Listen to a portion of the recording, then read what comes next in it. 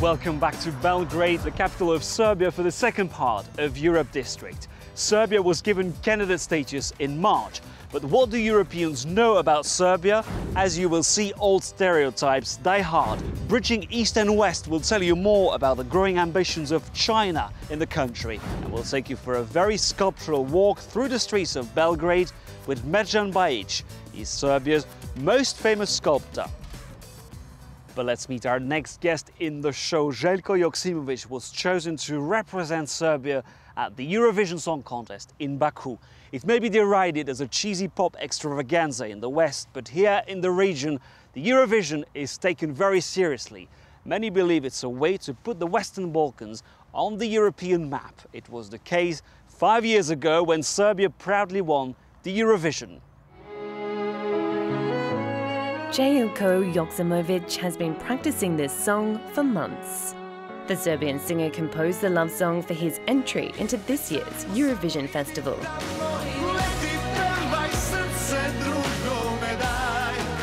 Ahead of the contest, he allowed France 24 a sneak preview, translating his song into French.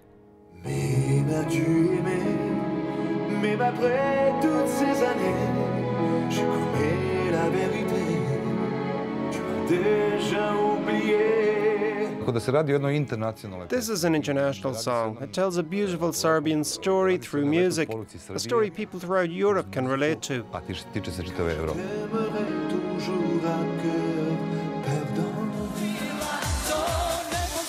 An undisputed star in his country, Joksimovic is also no stranger to Eurovision.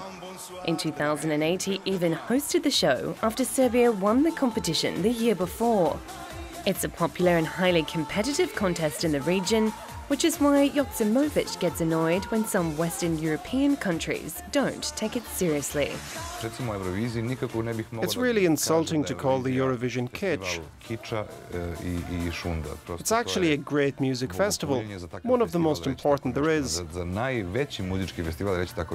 But while he's competing with his European counterparts for the top prize, Joksimovic believes music is the best way to bring Europeans together.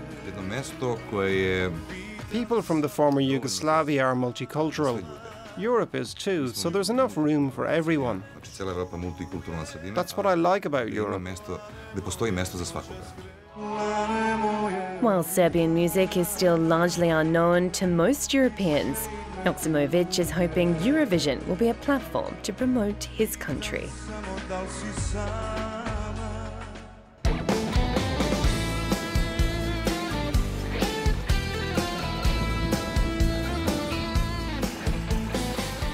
Let's cross over to the European capital now to see what people in Brussels think about Serbians. Many Serbians complain they continue to be regarded as the bad guys of the Balkans, and this because of the role their country played during the wars in the 90s. But is it still the case? Our correspondent Katalin Landaboru finds out for us. In his inherited Bosnian-Serbian restaurant, Boris tries to forget about the war that tore the former Yugoslavia apart. Many Europeans blame Serbia for the deadly conflict, so the Serbs are constantly trying to improve the image of their country. With its cheerful and friendly ambience, this restaurant confronts that challenge, confident that food can soothe the sores. I try to help people see beyond the war. Serbia has a place in Europe. It has a European culture and an openness. Boris welcomes the change of mentality here in Brussels. He feels that the arrest and trial of Serbia's last war crime fugitives is changing people's perceptions of the Serbs in Europe. The image of Serbs at the moment is not the same as it used to be 20 years ago. Under Milosevic, that is the past. We must leave it behind. We have to turn the page now.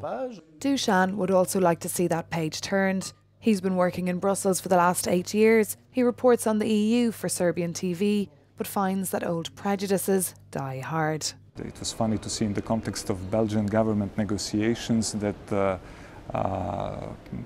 opposing parties from Flemish and Francophone side were calling themselves at some point Serbs when they wanted to insult, each other.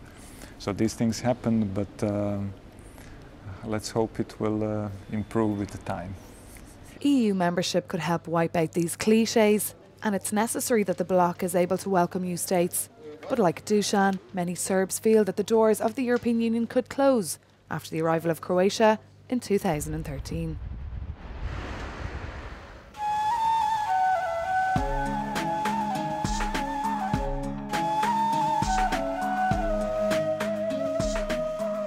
This is China's largest infrastructure project in Europe, spanning the Danube River. This bridge will soon connect two suburbs of Belgrade, and it's a striking symbol of China's rising power here in the Balkans.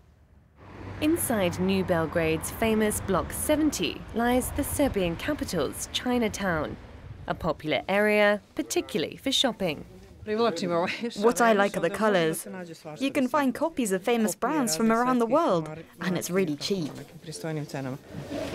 Silvana can't resist the unbeatable prices and comes once a month to this market.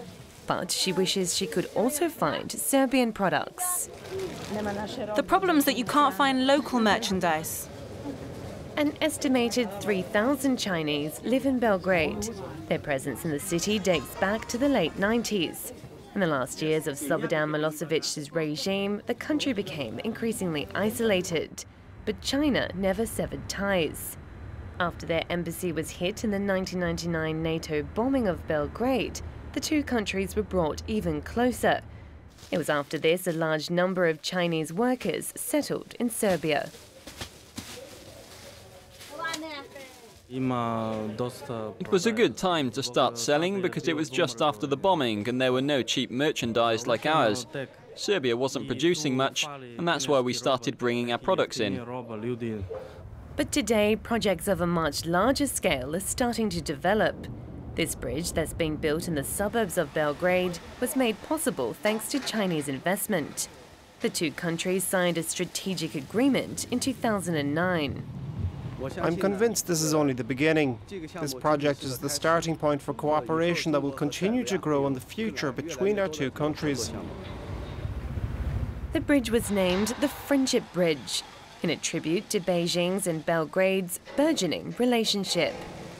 Both sides have much to gain from forging economic ties. When the crisis began, the euro and the dollar began to tumble, so the Chinese started to look for alternative places to invest. First they turned to Africa, then Southeast Europe, because this market lacked funds and was hungry for investment. At the same time, there were a few other companies that were willing to invest in Serbia. Costing an estimated 170 million euros, the bridge connects the two banks of the Danube River, as well as symbolically bridging Beijing and Belgrade. Let's meet our new guest in the show. Merjan Bajic is a sculptor, and he will take us for a very sculptural walk through the streets of Belgrade. Hello, Merjan. Hi, hello. Welcome, come in my studio. Thank you.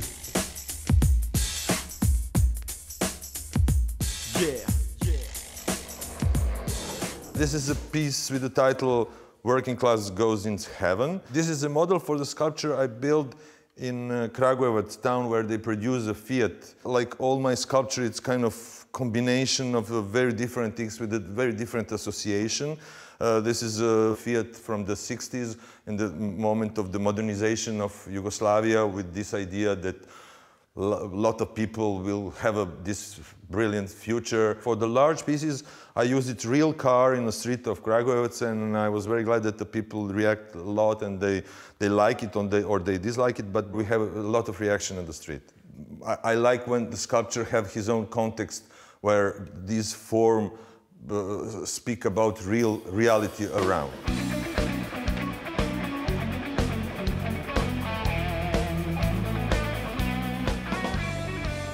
Our first stop is the old fortress of Belgrade with this statue, the Statue of Victory, which symbolizes your city, Belgrade. Yes, this is one of the most popular sculptures in Belgrade, made by Croat sculptor Ivan Meštrović.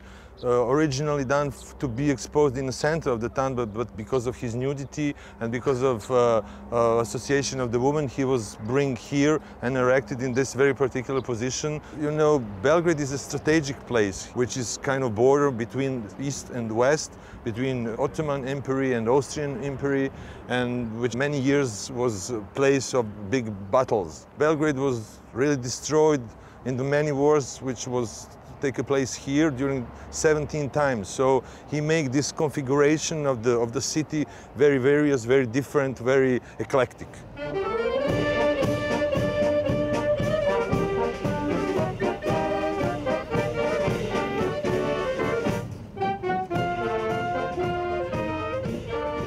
Mirja, this is a very special place where visitors are not allowed. This is the basement of what once used to be Titos Museum. Yes, actually this is Museum of History of Yugoslavia, but we are in depot of the museum where they keep together all gifts which was given by the artists, by the ordinary people, by certain town to Tito, the president of the former Yugoslavia. So here is Tito, the leader of communist Yugoslavia, and... Yes, and here is Lenin, but I want to show you something more subtle. This is a sculpture given by the woman from the Slovenia's town Novo Mesto. You will see the woman having her heart, but the heart is made out of gold. And which is more interesting is that the woman from these towns, they offer her wedding rings to have enough gold to make this heart to it. So this is made of wedding rings. Yeah. And well, I think cult of personality, isn't it? Yes, and they show kind of naivety, but at the same time, kind of love and enthusiasm of the period. Was it possible to be an artist at the time? After Tito said no to Stalin in '48, the artist was free to choose what they will do. Of course, they needed this propaganda part, but you have also relevant artists making other things. You can see the gift of the modern artist, of the traditional artist. On this particular place you will see a bust of Kennedy, and I think between this bust of Lenin and Kennedy you can see the position of the former Yugoslavia from the Second World War during the a non-aligned country. Non-aligned country who wanted to try his position between two ideologies of this time.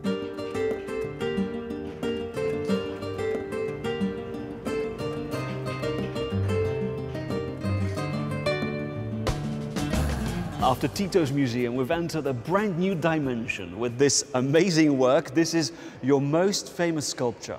Yes, we are in Yugoslav Dramatic Theatre, one of the best modern theatre in Belgrade. I am so proud that my sculpture theatrical piece is here. I built them in direction of the theatre, sir. I wanted to construct some kind of mechanical spectator who have this idea of watching, staring in the direction of where art will come, where theatrical art will come. Your sculpture was made at the beginning of the 21st century, after the fall of Milosevic, after the end of the war. It was a romantic period when people thought everything was possible. Yes, Djindjic was the prime minister and he wanted really to bring Serbia in direction of Europe, and the whole people have enthusiasm of this period when after all these wars and Milosevic period we started to build new country, and I'm proud that that this sculpture was considered also as a part of this period. And in 2012, are you optimistic? Is Serbia moving in the right direction? The country seems a bit lost because we are going in the good direction, but very slow, and we need this kind of enthusiasm. We have it in the beginning of the century.